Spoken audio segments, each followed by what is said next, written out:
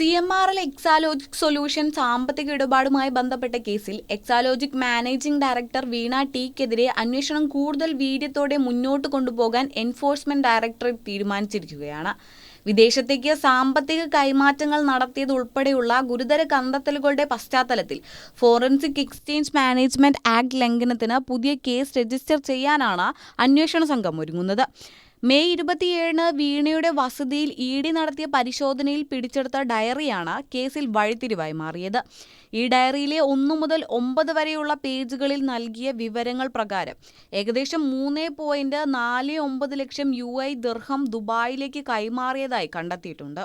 കൂടാതെ മറ്റ് രേഖപ്പെടുത്താത്ത 20.5 കോടി രൂപയുടെ സാമ്പത്തിക ഇടപാടുകളും ഇതിൽ രേഖപ്പെടുത്തിയിട്ടുണ്ട്. CMRLൽ നിന്ന് എക്സാലോജിക് കമ്പനിക്ക് ലഭിച്ചതായി ആരോപിക്കപ്പെടുന്ന 2.78 കോടി രൂപയ്ക്ക് പുറമേയുള്ള ഈ പണമിടപാടുകൾ ഇവരുടെ അറിയപ്പെടുന്ന വരുമാന മാർഗങ്ങൾക്ക് അപ്പുറത്തുള്ളതാണെന്നാണ് EDയുടെ വിലയിരുത്തൽ. ഈ തുക ദുബായിലേക്ക് ഏത് വഴിയിലൂടെയാണ് കൈമാറിയതെന്നും ഏത് വ്യക്തിക്കോ സ്ഥാപനത്തിനോ ആണ് നൽകിയതെന്നും കണ്ടെത്താനായി ഹവാല ബന്ധങ്ങളെക്കുറിച്ചും ED അന്വേഷണം ആരംഭിച്ചിട്ടുണ്ട്. അതോടൊപ്പം വിദേശ ഇടപാടുകൾക്കായി ഇന്റർനെറ്റ് കോളുകൾ ചെയ്യാൻ DYFI നേതാവ് നന്ദുലാലിന്റെ പേരുള്ള സിം കാർഡാണ് ഉപയോഗിച്ചതെന്നും ED കണ്ടെത്തുകയുണ്ടായി.